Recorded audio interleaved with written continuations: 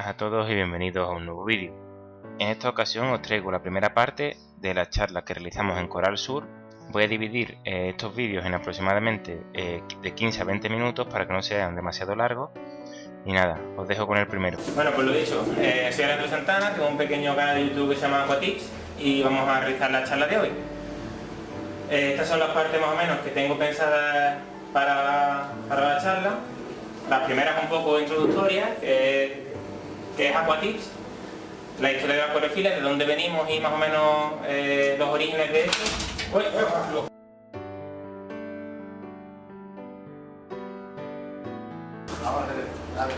Vale, pues venga, vamos a empezar por fin. Pues nada, el primer punto es que es Aquatips, ¿vale? Aquatips es un canal como de mis suscriptores en el que realizamos pues, montajes, consejos, etcétera, para sobre todo acercar la acuariofilia a personas pues, que se acaban de iniciar en el hobby, ¿vale? Porque como todos sabemos este hobby al principio es bastante complicado y es complicado tomarlo.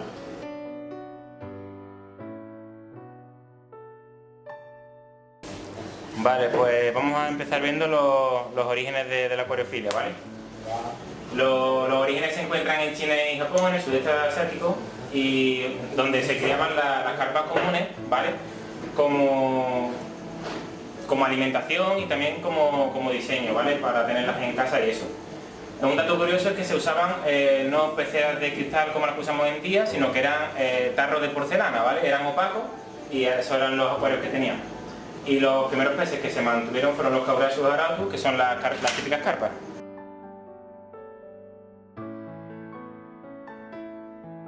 Vale, pues la acuariofilia llegó a Europa alrededor de 1750, que con los navegantes portugueses, para los que no lo sepan, pues los primeros que fueron a esta zona fueron los portugueses y fueron los que se trajeron las primeras carpas. No fueron hasta prácticamente casi 100 años después, cuando se empezaron a introducir las primeras plantas en estos recipientes que he dicho antes.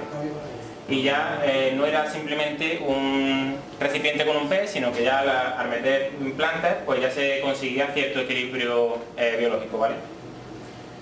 Fueron hasta 100 años después, cuando ya se empezaron a convertir los acuarios en un objeto de decoración que estaban en algunos hogares, muy pocos, y en lugares públicos. También un canal puesto sobre estos años fueron cuando se empezaron a fundar los primeros acuarios.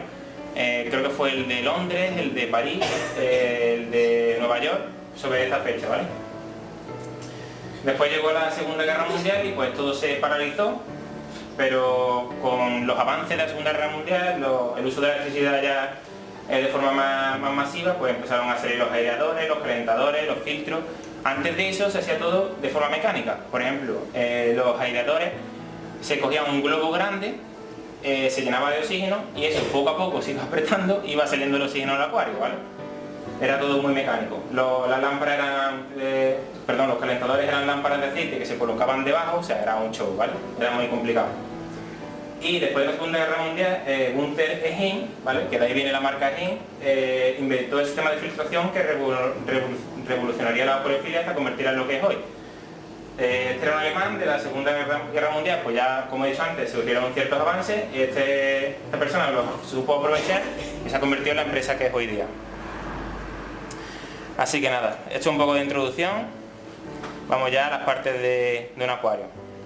Las partes principales que tiene un acuario pues son la urna, ¿vale? Que es lo principal, sin eso no podemos hacer nada, sustrato, troncos, plantas y rocas.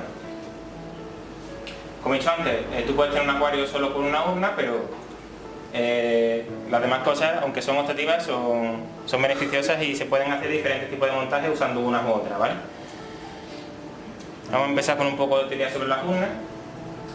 Esto es un consejo que os doy yo, siempre que debéis de elegir la urna más grande que os podáis permitir, teniendo en cuenta el espacio que disponéis y económicamente lo que podáis.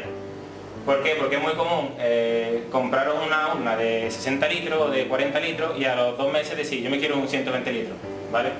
Y claro, pues es un problema, así que siempre lo más grande que podáis permitiros y también teniendo en cuenta el acuario, el sitio que tengáis. Si compráis una urna de segunda mano, siempre hay que tener mucha vista en lo que son las uniones y en los cristales, el estado de los cristales. Porque normalmente cuando compráis un acuario de segunda mano la gente lo suele tener vacío. sin agua, quiero decir. Entonces las siliconas se empiezan a resquebrajar, a perder el toque de aceite, por así decirlo, que tienen, y cuando lo llenamos otra vez pues hay fuga y tenemos problemas.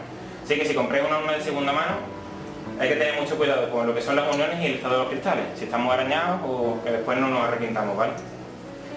Otra cosa que también hay que tener muy en cuenta, que lo he puesto en esta imagen, es el uso de refuerzos, ¿vale? Si tenéis por ejemplo un acuario de más de 200, 250 litros, es bastante recomendable ponerle refuerzos. Los refuerzos de dos tipos, los que son laterales, o sea el lateral más largo del acuario, y los cruzados. Normalmente los laterales se deben de poner sí o sí en esas medidas. Los cruzados son un poco más optativos y dependen de lo largo que sea el acuario, ¿vale? Si es más de 1,50 m se debe de poner. Después, eso también mucha gente me lo pregunta, el uso de la tapa. ¿Se debe de usar tapa sí o no? El uso de la tapa es recomendable siempre que tengamos peces que salten, por ejemplo hachas, o hay muchos tipos de peces que suelen saltar.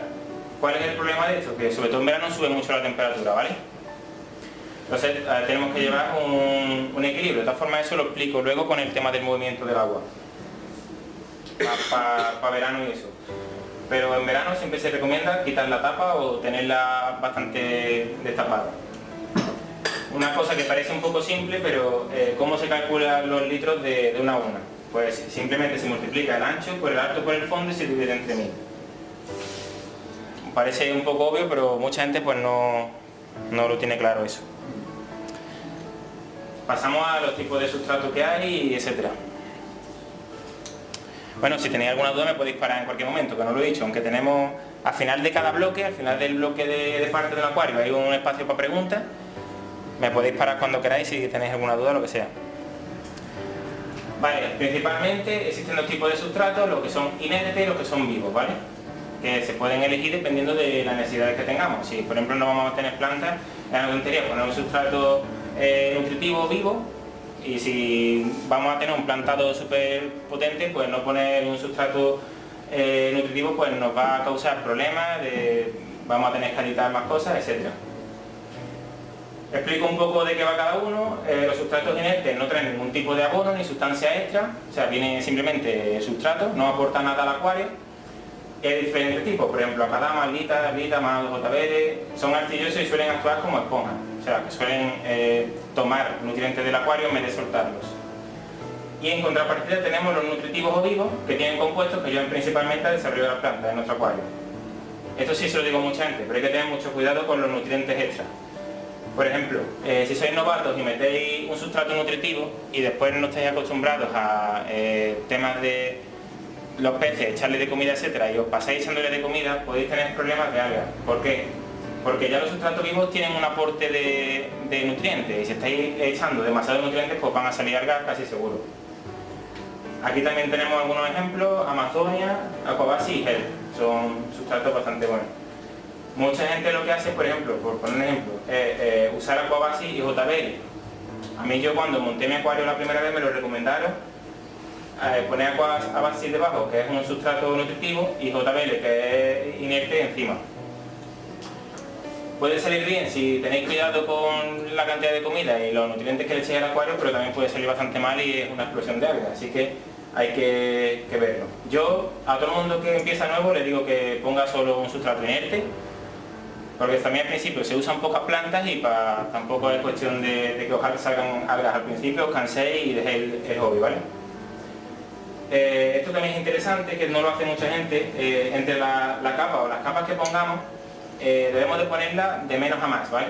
Al principio hasta 5 centímetros de altura en la parte delantera y 8 en la parte trasera, generando una pendiente que nos dará profundidad. He puesto aquí un vídeo, ¿vale?, de ejemplo. A ver si soy capaz de darle.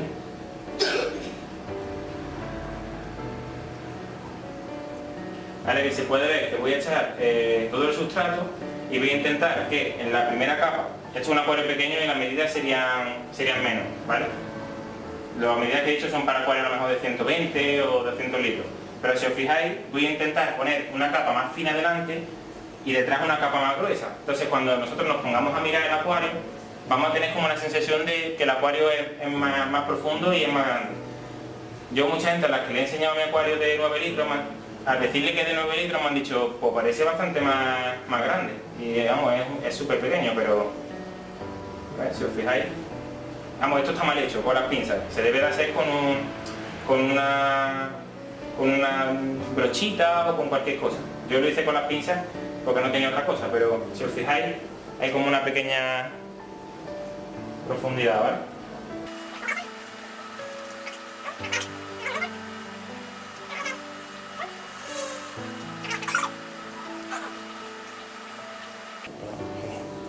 Vale, pues ese es el ejemplo que os quería enseñar. Vale, la he cagado, bueno. También es una cosa que no todo el mundo hace y yo siempre se lo recomiendo a todo el mundo, que es sifonar el acuario, ¿vale?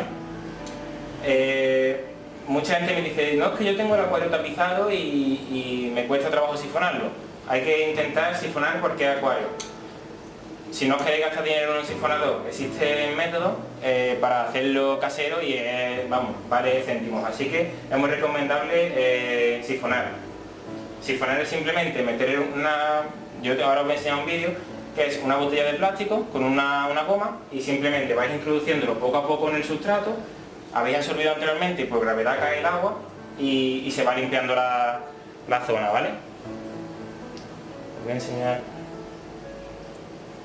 el vídeo al que me refiero.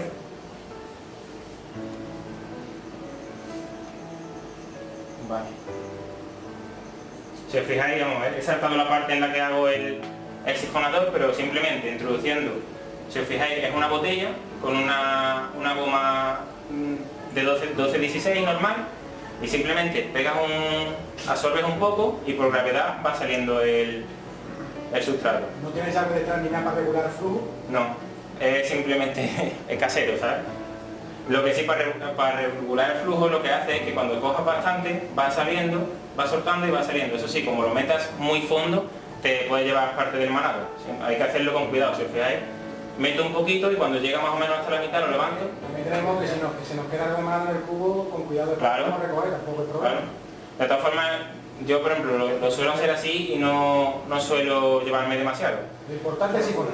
Sí, sifonar es muy importante. Y si os fijáis, porque este acuario, este mantenimiento llevaba bastante tiempo sin hacerlo y si os fijáis aquí una línea, veis que ahora mismo ha salido. Eso son suciedad que se ha quedado ahí compactada y está generando problemas. Esto son nitratos, nitritos, eso ahora mismo burbujas de amonio no han salido porque no se han visto ninguna, pero si no sifonamos se queda compactado eso ahí, generando desechos y podemos tener bastantes problemas. Así que simplemente por poco dinero, o sea que... Y si tenemos agua vacía debajo y encima manado, ¿qué pasa? Ahí está el problema. No lo mezclamos, ¿no? Por eso yo no me gusta Hay que poner... hacer una cosa más superficial, ¿no? Con muchísimo cuidado, pero por ejemplo yo conozco gente que tiene a lo mejor... bueno, voy a parar el vídeo, tráiganlo entero. Hay gente que tiene... Imaginaros con una construcción central con manado y en los laterales, o sea, y con piedras hasta abajo y en los laterales tiene sílice. Por ejemplo, sifonan el sílice y de la fuerza que tiene saca manado. El manado cae encima del sílice y ahora tú ponte a quitar manado a manado de encima del sílice. Yo por eso, yo sé que muchísima gente mezcla sustratos, a mí no me gusta. Y yo a todo el mundo que me pregunta, yo no recomiendo mezclar sustratos porque tenemos estos problemas, porque lo que no podemos es... El paisajismo se trata de eso, ¿no? El que quiera hacer su río, el que quiera... En paisajismo serio no hay peces grandes, realmente. En paisajismo serio, vamos, tiene una nube de mosquitos, de cualquier cosilla chica, que eso, quieras que no, y normalmente suelen haber filtros bastante potentes. Yo conozco gente que hace paisajismo que tiene filtros, o sea, totalmente desproporcionados. Entonces, el paisajismo no es recomendable sifonar, ¿no? O sifonar levemente, ¿no? Depende de la construcción que hagas. Si pones un paisajismo solo con un tipo de sustrato, no hay problema. No hay problema. El problema básico es estético, o sea, no pasa nada porque tú tengas... Claro, no pasa nada porque tú tengas un río y después se te haya caído algo, pero no es lo bonito, por así decirlo. Ya que te pones, es una pena, yo qué sé. La F5, en vez de abrir ¿Sí? te abre directamente ahí. Vale.